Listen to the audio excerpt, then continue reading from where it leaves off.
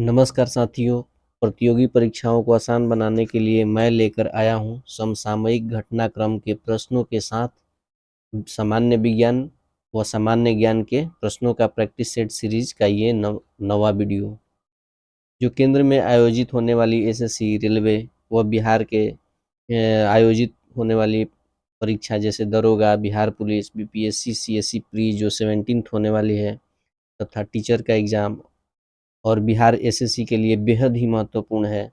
इन सभी के previous year के प्रश्नों का कुल मिला के समग्र रूप से वर्णन करके ही, विस्तरित रूप से करके ही ये सीरीज लाया जा रहा है। तो आप देख रहे हैं Shri Radhe Krishna academy YouTube channel, तो कृपया करके इसे सब्सक्राइब करें, दोस्तों को शेयर करें, वीडियो को लाइक करें और अपना सुझाव कमेंट बॉक्स में अवश्य दें। तो ये प्रैक्टिस सेट के इस नए वीडियो में शुरू करते हैं। आज का पहला प्रश्न है, ब्रिटिश कोलंबिया किस देश का एक राज्य है? ऑप्शन ए है कोलंबिया, ऑप्शन बी है कनाडा, ऑप्शन सी है यूएसए और ऑप्शन डी है ब्राजील। तो ब्रिटिश कोलंबिया जो एक राज्य है वो किस देश का राज्य है? तो इसका राइट आंसर होगा कनाडा। ब्रिटिश कोलंबिया कनाडा में स्थित ये जो कनाडा, अगर मान लिया जाए कि कनाडा को अगर इस दिशा के रूप में निर्धारित करेंगे तो यहाँ पे ब्रिटिश कोलंबिया स्थित है, यानी पश्चिम पश्चिम और उत्तर, यानी उत्तर पश्चिम दिशा में स्थित है ब्रिटिश कोलंबिया। कनाडा देश उत्तरी अमेरिका का सबसे बड़ा क्षेत्रफल में देश है, यानी सबसे बड़ा अगर क्षेत्रफल से देखा जाए तो उत्तर अमेरिका का सबसे बड़ा क्षेत्रफल वाला देश कनाडा ही है, जिसकी राजधानी ओटावा है तथा विश्व में रूस के बाद दूसरा सबसे बड़ा देश है क्षेत्रफल की दृष्टि से। यानी अगर विश्व में बात की जाए तो रूस सबसे बड़ा क्षेत्रफल वाला देश है और दूसरे नंबर पे कनाडा है। और अगर उत्तरी अमेरिका महादेश की बात की जाए तो कनाडा नंबर 1 पे है और उत्तरी अमेरिका में यूएसए 2 नंबर पे है और यूएसए पूरे देश में चौथे नंबर पे है। तीसरे नंबर पे कौन रहा? तो ये चीन रहा। चीन तीसरे नंबर पे भौगोलिक दृष्टिकोण यानी क्षेत्रफल की दृष्टि से सबसे बड़ा देश है। विश्व में सबसे बड़ा तटीय सीमा कनाडा का है। ये बहुत बार प्रश्न पूछा जा चुका है। एक बार इसमें बहुत सारे परीक्षा में पूछा जा चुका है। कौन सा परीक्षा आपको बताएं? हम ये बता रहे हैं कि ये सभी प्रतियोगी परीक्षाओं के प्रश्नों का एक जगह संग्रह है। जैसे किसी प्रश्न में ब्रिटिश कोलंबिया पूछा गया है, तो किसी प्रश्न में ये पूछा गया है कि विश्व में सबसे बड़ा तटीय सीमा किस देश का है, तो किसी में पूछा गया है कि कनाडा का राजधानी क्या है। और बाकी जो ही ये फैक्ट नीचे दिखाया गया है, ये सब किसी न किसी परीक्षाओं से लिया गया है और एक जगह आपको बताया जा रहा है ताकि आपको समझने में आसानी हो और समग्र रूप से ये आप तैयारी कर सकें। तो आज देखते हैं कि विश्व में सबसे बड़ा तटीय सीमा, यानी तटीय सीमा किसे कहते हैं? जो ये हो गया और ये हमारा मान लीजिए कि देश है, तो ये समुद्र के किनारे जितने हमारे सीमा रेखा है, ये तटीय सीमा कहलाती है। तो सबसे बड़ा तटीय सीमा किसका है? कनाडा का। क्षेत्रफल में तो सबसे बड़ा है रूस, लेकिन तटीय सीमा कनाडा का है। और अमेरिका और कनाडा के बीच विश्व में सबसे बड़ा द्विराष्ट्रीय स्थलीय सीमा देश है। अब द्विराष्ट्रीय स्थलीय सीमा किसे कहते हैं, आइए गौर करते हैं। जैसे यहाँ पे है ये मान लीजिए कि रूस हो गया, ये रूस हो गया और यहाँ पे है चीन, तो द्विराष्ट्रीय ये चीन हो गया, चीन के यहाँ से सट गया। तो द्विराष्ट्रीय यानी दो राष्ट्रों के बीच स्थलीय सीमा जो साझा हो रहा है, ये सीमा हो गया स्थलीय रूप से। तो जबकि चीन और रूस का सबसे अगर देखा जाए तो सबसे देखने में बड़ा लगता है, लेकिन ये बीच में मंगोलिया है। यहाँ पे मंगोलिया के कारण ये नहीं हो पाता है। लेकिन वही हो गया कि विश्व में सबसे बड़ा द्विराष्ट्रीय राष्ट्रीय स्थलीय सीमा, यानी दो राष्ट्रों के बीच स्थलीय सीमा अमेरिका और कनाडा के बीच स्थित है और सबसे विश्व में सबसे बड़ा है, लेकिन फिर भी कभी विवाद नहीं होता है। इसलिए हमें ये शिक्षा लेनी चाहिए अमेरिका और कनाडा से कि आपस में दो राष्ट्र हैं, लेकिन पूरे विश्व को लड़ा के रखे हैं अमेरिका, अपने नहीं लड़ता है कभी, सीमा विवाद हो चाहे कुछ भी विवाद हो। अगला है कोलंबिया यूएसए, यानी कोलंबिया जो है यूएसए का कुल 50 राज्य हैं जिसमें एक जिला है कोलंबिया, जिसे अमेरिका की राजधानी है यूएसए का, यूनाइटेड स्टेट ऑफ अमेरिका का, ये यूएसए का राजधानी क्या है, जो कि डिस्ट्रिक्ट ऑफ कोलंबिया, यानी वाशिंगटन डीसी जो है, तो वाशिंगटन तो है लेकिन डीसी है जो कि डिस्ट्रिक्ट ऑफ कोलंबिया, यही 50वां ये एक जिला है कोलंबिया, तो उसी जिला मुख्यालय में वाशिंगटन है। कोलंबिया दक्षिण, और एक कोलंबिया जो देश भी है, यानी दक्षिण अमेरिका में स्थित एक देश भी है जिसकी राजधानी बोगोटा है। तो कोलंबिया से कंफ्यूज नहीं करिएगा, कोलंबिया एक ये जिला भी है, कोलंबिया एक राज्य भी है, और कोलंबिया एक देश भी है। तो अब अगले प्रश्न की ओर चलते हैं। अगला प्रश्न है कि 1881 का कारखाना अधिनियम किसके समय आया था? ऑप्शन ए है लॉर्ड रिपन, ऑप्शन बी है लीटन, ऑप्शन सी है कैनिंग, ऑप्शन डी है डलहौजी। तो इसका राइट आंसर होगा रिपन। रिपन के समय में बहुत सारे कुछ बदलाव हुए हैं जो निम्न है। रिपन के काल में 1881 के कारखाना अधिनियम, यहाँ अधिनियम है, सॉरी यहाँ पे अधिनियम है, कारखाना अधिनियम के साथ ही साथ शिक्षा प्रगति के जांच हेतु विलियम हंटर आयोग 1882 में आया था, यानी शिक्षा में कितना प्रगति हुआ है वो जांच करने के लिए विलियम हंटर आयोग भी बनाया गया था। रिपन के ही काल में इल्बर्ट बिल, जिसका विवाद भी हुआ, तो ये इल्बर्ट बिल रिपन के ही काल में आया। ये तो बहुत एग्जाम में पूछा जा चुका है कि इल्बर्ट बिल कब आया था, कौन लाया था, किसके समय में विवाद हुआ, तो लाजमी है कि जो लाया है उसी के समय में विवाद होगा। तो रिपन के ही काल में ये इल्बर्ट बिल 1883 में आया था। अगला है कि सिविल सेवा में उम्र 18 से 21 वर्ष किया गया। रिपन के काल में ही सिविल सेवा में उम्र जो है, अधिकतम उम्र केवल 18 वर्ष था, उसको बढ़ाकर 21 वर्ष किया गया। रिपन का कार्यकाल था 1880 से 1884। अगला प्रश्न है कि रोबस्टा और अरेबिका ये क्या है? रोबस्टा और अरेबिका क्या है? ऑप्शन ए है भेड़ की प्रजाति, ऑप्शन बी है कॉफी की किस्म, ऑप्शन सी है चाय की किस्म, ऑप्शन डी है बकरी की प्रजाति। इस प्रकार के प्रश्न बहुत पूछे जा रहे हैं, तो इसका राइट आंसर होगा ये कॉफी का एक प्रकार है। अरेबिका सबसे बहुत अच्छा क्वालिटी का कॉफी होता है। देखिए, कॉफी का सर्वाधिक उत्पादन करने वाला राज्य कर्नाटक है। कॉफी ब्राजील में भी होता है, तो सबसे ज्यादा उत्पादन करने वाला भारत में कौन सा राज्य है? कर्नाटक। और इसके लिए गर्म और आर्द्र जलवायु की आवश्यकता होती है, यानी गर्म भी और उसमें ह्यूमिडिटी हो, आर्द्रता भी होना चाहिए, शुष्क नहीं। अगर गर्म हो और शुष्क होगा तो वो जैसे लू में होता है कि गर्म होता है और शुष्क होता है, लेकिन आर्द्र जलवायु चाहिए जिसमें वर्षा कम से कम 150 से 250 सेंटीमीटर और तापमान 15 डिग्री से 28 डिग्री सेल्सियस होना चाहिए। तो अगला प्रश्न है, अगर वायुमंडलीय पारा तेजी से नीचे गिर जाए तो कौन सी घटना होगी? ऑप्शन ए है तेज आंधी और तूफान, ऑप्शन बी है वर्षा, ऑप्शन सी है मौसम साफ, ऑप्शन डी है गर्मी तेज होगा। तो अगर वायुमंडलीय पारा तेजी से नीचे गिर जाए तो ये तेज आंधी और तूफान को दर्शाता है। तो देखते हैं इसके बारे में विस्तार से। वायुमंडलीय दाब को बैरोमीटर से मापते हैं, इसे बार में मापा जाता है। तो बार में मापा जाता है और इसे जो मापने वाला यंत्र होता है उसे बैरोमीटर कहते हैं। तो अगर पारा तेजी से नीचे गिर जाए तो तेज आंधी और तूफान आएगा। अगर जो इसे बार में मापा जाता है, तो अगर तेजी से नीचे गिरता है तो तेज आंधी और तूफान आता है। अगर धीरे धीरे नीचे गिरता है, इसे एक फिगर से समझेंगे, ये हो गया तेजी से गिरने का, ये तेजी से गिरने का, तो तूफान आएगा। अगर धीरे धीरे गिरेगा तो वर्षा होगा, और अगर धीरे धीरे ऊपर चढ़ेगा तो ये दिन साफ होने की सूचक होता है। तो ये तीन है, ये तीन कंडीशन आपको याद ही करना है। ये प्रश्नों में परीक्षाओं में पूछा जाता है कि सबसे तेजी से अगर गिरा तो तूफान आता है, अगर धीरे धीरे गिरा तो वर्षा होगा, और अगर धीरे धीरे ऊपर जा रहा है तो मौसम साफ होने की घटना होगी। अगला प्रश्न है, कौन सा झील सबसे खारे पानी का झील है? यानी किस झील का पानी सबसे खारा है? खारे का मतलब ये होता है कि उसमें लवणता ज्यादा होनी चाहिए। ऑप्शन ए है चिल्का, ऑप्शन बी है सांभर, ऑप्शन सी है मानस बल, ऑप्शन डी है डल झील। इन चारों में सबसे ज्यादा खारा यानी सबसे ज्यादा खारा पानी का झील भारत में कौन सा है, ये भारत में पूछा गया है, प्रश्नों पर विचार करिएगा।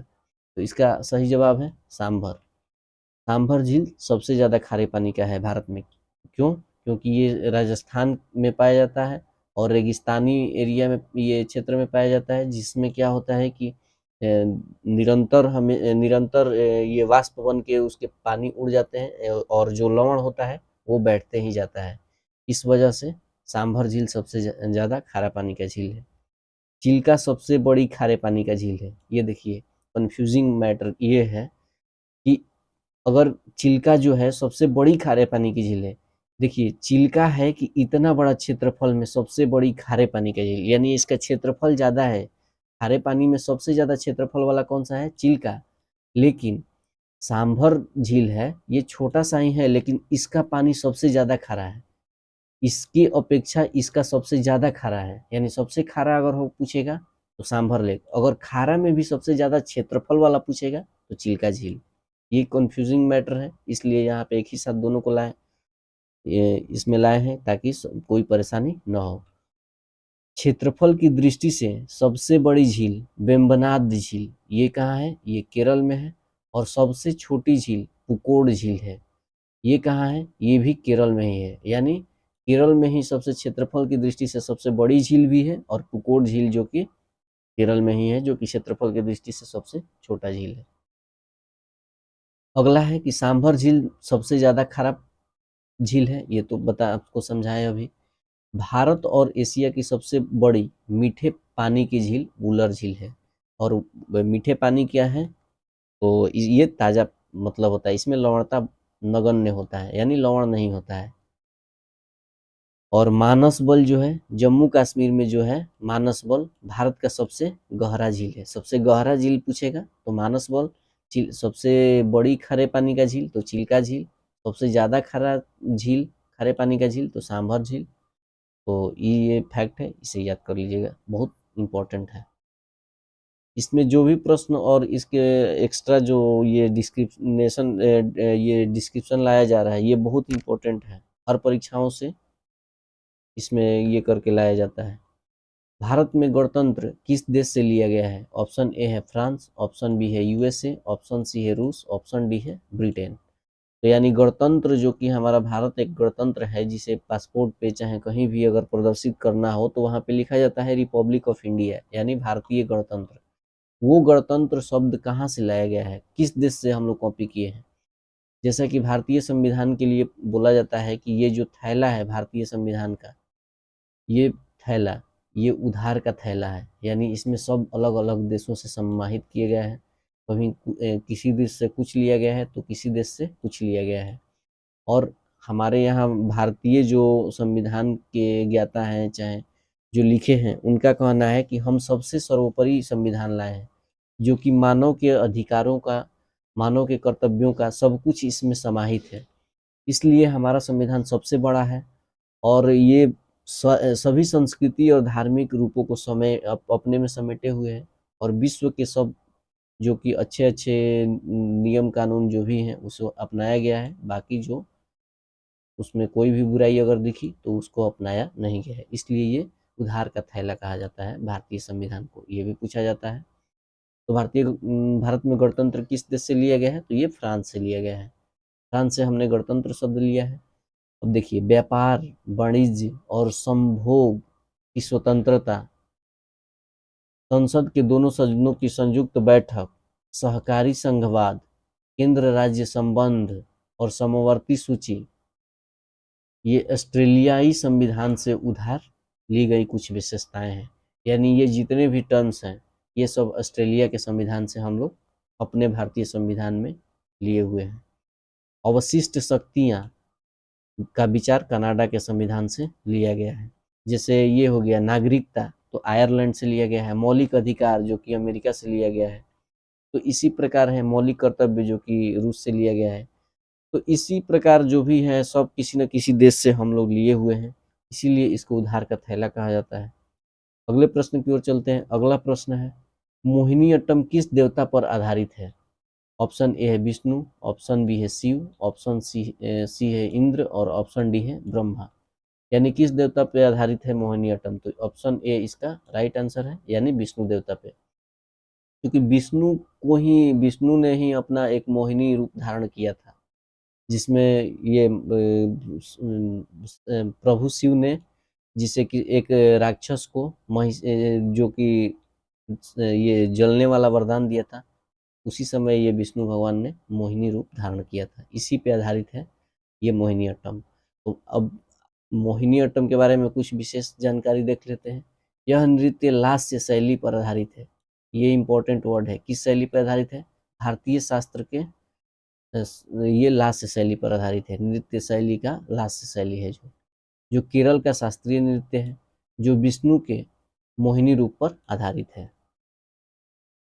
डॉक्टर सुनंदा नायर इस नृत्य में मास्टर डिग्री हासिल करने वाली पहली भारतीय महिला हैं तथा इन्होंने मुंबई विश्वविद्यालय से पीएचडी थीसिस पूरी की थी। थीसिस जो होता है, इस पे खोज होता है। तो यानी ये सुनंदा नायर जो है, ये मोहिनीअट्टम से पहली इसमें मोहिनीअट्टम में मास्टर डिग्री हासिल करने वाली पहली भारतीय महिला है। अगला प्रश्न है, विश्व तंबाकू निषेध दिवस कब मनाया जाता है? ऑप्शन ए है 31 मई, ऑप्शन बी है 30 मई, ऑप्शन सी है 28 मई और ऑप्शन डी है 25 मई। इसका सही जवाब है 31 मई। 31 मई को विश्व तंबाकू निषेध दिवस मनाया जाता है। तंबाकू के बारे में कुछ विशेष जानकारी देख लेते हैं, जो कि परीक्षा के दृष्टि से बहुत ही महत्वपूर्ण है। सर्वप्रथम तंबाकू तो हमारे भारत का कृषि मूल पौधा नहीं है। तो ये भारत में पुर्तगाली द्वारा लाया गया एक पेय पदार्थ है। भारत में सर्वाधिक वर्जीनिया तंबाकू प्रयोग में ली जाती है, यानी वर्जीनिया एक इसका किस्म है जिसे भारत में उपयोग किया जाता है। आंध्र प्रदेश के राजमुंदरी में इसका शोध स्थल है तंबाकू का, क्योंकि आंध्र प्रदेश सर्वाधिक तंबाकू उत्पादित करता है। सबसे ज़्यादा तंबाकू उत्पादन में आंध्र प्रदेश नंबर 1 पे है भारत के राज्यों में, और विश्व में चीन सबसे ज़्यादा उत्पादित करता है। और एक यहाँ पे ये देखने लायक बात है कि अगर जहाँ का मूल पौधा है, यानी जहाँ का देशज पौधा है, तंबाकू पुर्तगाल का देशज पौधा है, जो कि वहाँ पे पुर्तगाल में सर्वाधिक न होके चीन में सबसे ज़्यादा हो रहा है, भारत में सबसे ज़्यादा हो रहा है। ये हमें ये बताता है कि गलत रास्तों पे हमें, जो कि वेस्टर्न कल्चर है, वेस्टर्न के लोगों ने हमें गलत रास्ते पे लाकर खड़ा कर दिया अपने फायदे के लिए। इस बात से यही प्रतीत होता है और हमें बाजार समझा। तो अगला प्रश्न है कि लानोस घास के मैदान कहाँ पाए जाते हैं? ऑप्शन ए है दक्षिण अमेरिका, ऑप्शन बी है उत्तर अमेरिका, ऑप्शन सी है दक्षिण अफ्रीका, ऑप्शन डी है ऑस्ट्रेलिया।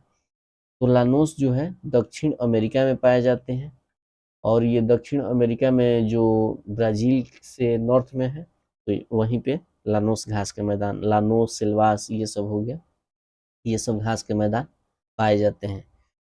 और ये बहुत उपयोगी नहीं होते हैं, क्योंकि ये बहुत बड़े-बड़े और कांटेदार हो जाते हैं। बड़े-बड़े क्यों होते हैं? क्योंकि ब्राज़ील जो है, ब्राज़ील का जो अमेज़न नदी तंत्र है, उसी के अगल-बगल में ये जो लानोस घास का मैदान है, सिल्वास घास का मैदान है, ये सब इसी एरिया में ये घास का मैदान पाए जाते हैं। तो यहाँ पे अधिक वर्षा होती है, तो अधिक वर्षा के कारण ये बहुत बड़े हो जाते हैं, इसलिए ये अधिक उपयोगी नहीं है। उष्णकटिबंधीय घास के मैदान बहुत अधिक उपयोगी होते ही नहीं हैं। शीतोष्ण जो होते हैं वो अधिक उपयोगी होते हैं। अब देखते हैं सवाना घास के मैदान अफ्रीका, ऑस्ट्रेलिया, दक्षिण अमेरिका व भारत में पाए जाते हैं। डाउन जो है ऑस्ट्रेलिया में पाया जाता है, लानोस, सिल्वास आदि दक्षिण अमेरिका में पाए जाते हैं। प्रेरीज होता है जो नॉर्थ अमेरिका में पाए जाते हैं।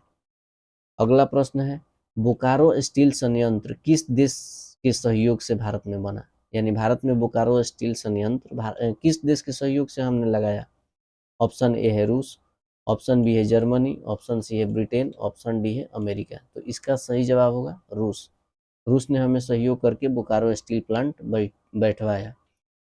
तो इसके बारे में विस्तार से देखते हैं कि तत्कालीन यूएसएसआर, उस समय रूस ने न होकर यूएसएसआर होता था, के सहयोग से बोकारो स्टील संयंत्र 1964 में झारखंड में तथा भिलाई छत्तीसगढ़ में 1959 में स्थापित किया गया। यानी 1964 में रूस की सहायता से बोकारो स्टील जो कि झारखंड में लगाया गया, और रूस की सहायता से 1959 में छत्तीसगढ़ में भिलाई स्टील संयंत्र बैठाया गया। अगला देखते हैं कि राउरकेला उड़ीसा में, यानी जो राउरकेला है, राउरकेला स्टील संयंत्र, वो उड़ीसा में जर्मनी के सहयोग से 1959 में बैठाया गया। तथा दुर्गापुर पश्चिम बंगाल में, ये वेस्ट बंगाल माने पश्चिम बंगाल में है, 1962 में ब्रिटेन के सहयोग से स्थापित हुआ। अगला प्रश्न है, पीएम फसल बीमा योजना की शुरुआत कब हुई? ऑप्शन बी है 2016, ऑप्शन बी है 2015, और ऑप्शन सी है 2017, और ऑप्शन डी है 2018। सही जवाब है 2016। वन नेशन वन स्कीम, यानी एक राष्ट्र एक योजना के तहत शुरू किया गया यह कार्यक्रम 18 फरवरी 2016 में शुरू हुआ था। यानी ये अगर पूछेगा कि पीएम फसल बीमा योजना किस योजना के तहत, किस स्कीम के तहत है, तो वन नेशन वन स्कीम के तहत शुरू किया गया। कब शुरू किया गया? 18 फरवरी 2016 में। अगला प्रश्न है कि मदीबा किसका उपनाम है?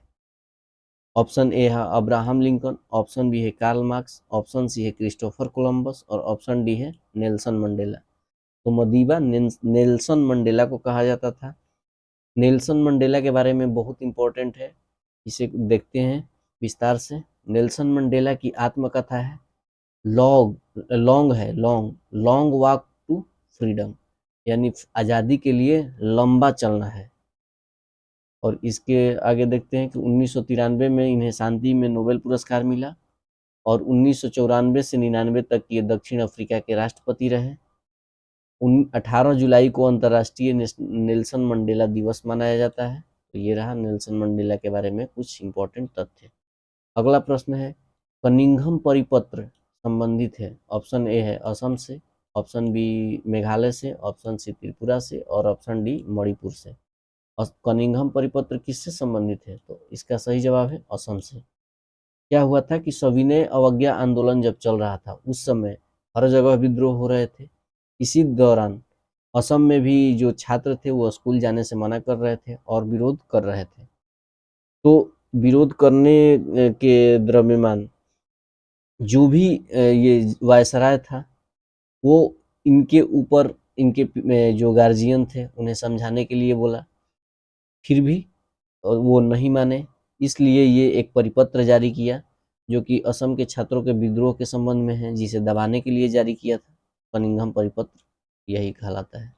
तो ये असम से संबंधित है। कब जारी किया गया था? तो ये है, कब जारी किया गया था? सविनय अवज्ञा आंदोलन के दौरान। निम्न में से कौन बेरोजगारी से संबंधित आयोग है? ऑप्शन ए है बटलर, ऑप्शन बी है फ्रेजर, ऑप्शन सी है स्मिथ, और ऑप्शन डी है सप्रू। तो बेरोजगारी से संबंधित आयोग सप्रू है। ये जो कि अभी भारत स्वतंत्र नहीं हुआ था उस समय बनाया गया ये एक आयोग है, बहुत इंपॉर्टेंट है क्योंकि बेरोजगारी इस समय ट्रेंडिंग में है, तो इसलिए इसे बहुत से याद करेंगे।